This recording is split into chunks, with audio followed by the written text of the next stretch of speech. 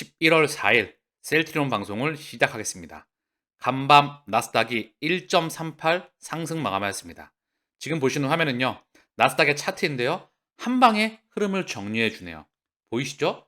하락 추세를 5년이 그려 나가고 있다가 하락 추세가 지금 강력하게 연준의 동결 이슈와 함께 빵, 빵, 빵 하락 추세를 뚫기 직전입니다. 아직 완벽히 뚫었다고 보긴 그렇죠. 그렇죠? 강하게, 아주 강하게 반등 나오고 있어요. 일관되게 말씀을 드렸습니다. 이렇게 슈팅이 나오면서 반등이 나오면 조금 쉬었다가 쭉 흘러나가는, 그러면서 차례로 시차를 두고 여기 매물대, 그 다음 매물대, 그 다음 매물대를 차례로 돌파할 것으로 예상됩니다.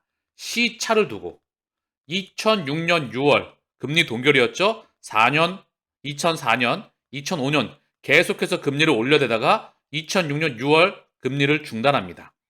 긴축을 종료를 하고 7월에 나스닥이 바닥을 찍고 8월부터 돌아나가서 2007년 10월까지 증시는 랠리를 펼쳐나갑니다. 그때와 유사하다 일관되게 말씀을 드렸죠. 자, 지금 상황 또한 굉장히 강하게 반등 나오고 있어요. 지금 매크로 지표를 보시면 한눈에 흐름이 보입니다. 자, 볼까요? 원달러 환율 이틀 새 35원 뚝 떨어졌다.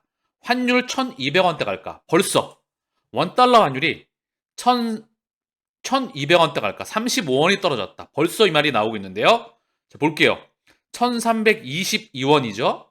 자, 호들갑을 많이 떱니다. 그리고 국제유가 전쟁 프리미엄 떨어졌다. 지표 부진에 2주 연속 하라. 재밌죠? 국제유가 얼마 전에 미디어에서 250달러 간다.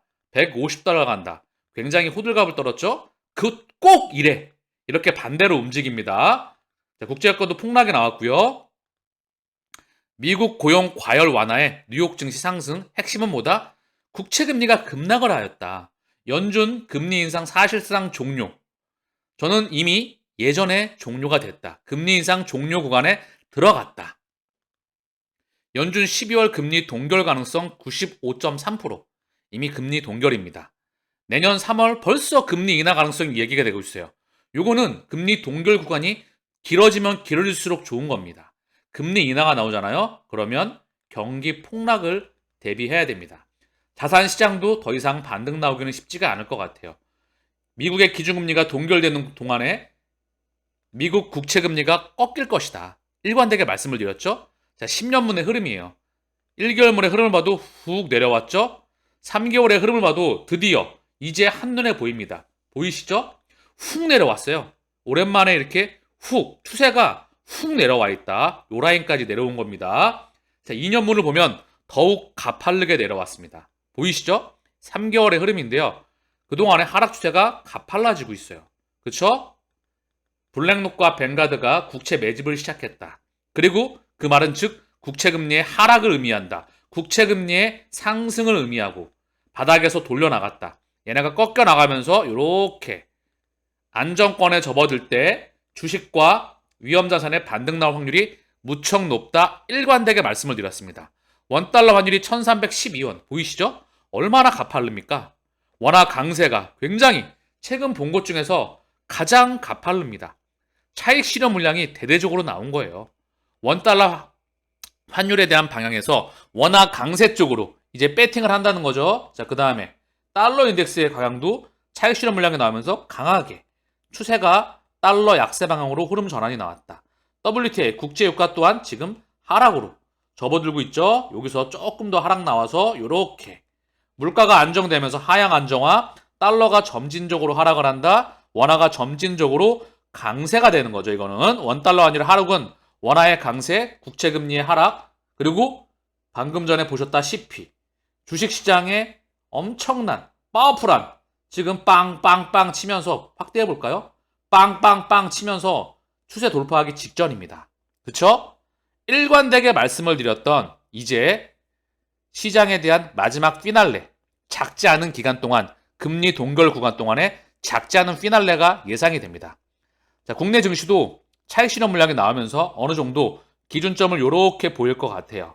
고로 전 세계 금융시장의 마지막 피날레 속에서 작지 않은 기간이 될 것 같습니다. 금리 동결 구간 동안에 3사 합병과 그리고 세 번째 폭등 구간을 만날 수 있지 않을까. 수급의 갈대가 그다지 많지가 않아요. 왜냐? 실적이 폭발적으로 성장하는 섹터가 그다지 많지 않기 때문에 2차 전지는 한번 꺼져서 기간 조정을 거쳐 나가야 됩니다. 그러면 제약바이오, 셀트리온이 내년에 헬스케어 기준 3조 5천억이죠? 수급을, 돈을 쏠 만한 명분이 충분합니다. 이제 그 시간만 기다리면 되죠.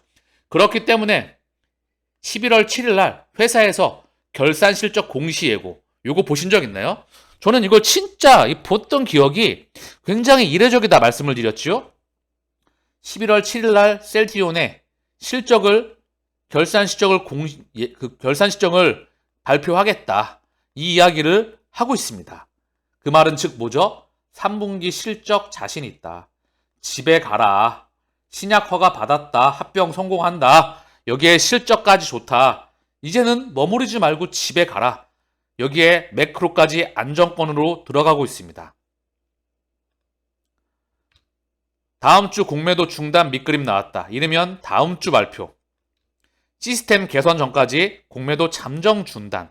이르면 다음 주 주말께 발표할 전망이다. 실시간 모니터링 시스템의 실소요. 내년 총선까지 6개월 안팎 중단 가능성. 표심일까요? 자, 그러면서 개미 울리는 공매도 6개월간 금지 검토한다. 정치권에서 번지는 공매도 중단 요구. 구체적 방향 결정 안 돼서 결정 신중해야. 신중하기는 개뿔이. 죄송합니다. 공매도 6개월 중단 소식에 개인 투자자, 불법 공매도로 개인들 눈물. 기울어진 운동장 고쳐야. 먼저 기간에 대한 부분이 필요하고요. 조정에 대한. 그리고 전산 시스템 도입이 무척 중요합니다. 그쵸? 우리 셀트리온이 가장 오랜 시간을 시달려 왔죠. 2023년도 바이오 유럽. 국내 제약 바이오 대거 참여한다. 여기에 셀트리온 또한 셀트리온 헬스케어 주요 바이오 기업 대거 참가한다. 자, 고로 이제 우리 시간이 다가오는 것 같습니다. 매크로 안정이라고 보면 될까요? 아니죠. 사실 매크로의 마지막 피날레입니다. 실물 경제가 정말 좋지 않습니다. 전 세계 고금리를 감당해내기에는 실물 경제의 펀더멘탈이 그다지 좋지가 않아요. 그렇기 때문에 경제 폭락 이전에 2004년, 5년, 6년 연준의 금리 인상 구간이었죠. 7년도에 마지막으로 피날레를 찍고 2008년도에 퍼집니다. 지금도 마찬가지라고 보고 있어요. 2023년도부터 날리기 시작해서 2024년도 어느 기준점까지 피날레를 장식을 하고 금리 인하 시그널은 상당히 위험한 매크로의 그런 부분일 것 같아요. 이거는 사실 다가오는 부분은 막을 수가 없을 것 같고요. 그 안에 세 번째 폭등 구간을 만날 것 같다. 제가 일관되게 말씀을 드리고 있는 저의 매크로관입니다. 한 번도 바꾸지 않았죠? 제 말대로 이제 공포에서 위험으로, 공포에서 탐욕으로, 안전에서 위험으로 이제 자금 시그널이 이동할 겁니다. 미 국채금리 안전자산일 수가 있죠. 그러나 중요한 건 금리 하락을 만들었다. 제일 중요한 건 안전자산 그리고 경기 침체를 반영한다. 미디어에서는 이런 말을 하죠. 이거는 그냥 걸러주면 됩니다. 블랙록과 뱅가드가 국채 하락을 만들었다. 돈이 가장 먼저 움직였죠. 국채 가격이 똥값일 때 지들은 매집해서 방향을 바꿉니다. 그쵸? 어느 순간 또 손 털고 나가겠죠. 국채금리 하락이 나오면서 원화가 강세가 나왔고요. 증시가 상승이 나왔습니다. 본격적인 국제유가도 하락이 나왔고 본격적인 이제 개인 투자자의 수급을 차단합니다. 아직까지 셀트리온처럼 수급을 차단해놓고 방향을 오르락 내리락 하다가 어느 순간 피날레 칠 때 슈팅에 나올 때 미디어가 또 동반될 겁니다. 요 구간을 만날 수 있지 않을까. 그리고 7일이면 바로 며칠 남지 않았습니다.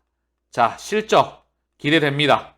오늘 방송은 여기서 마치겠습니다. 감사합니다.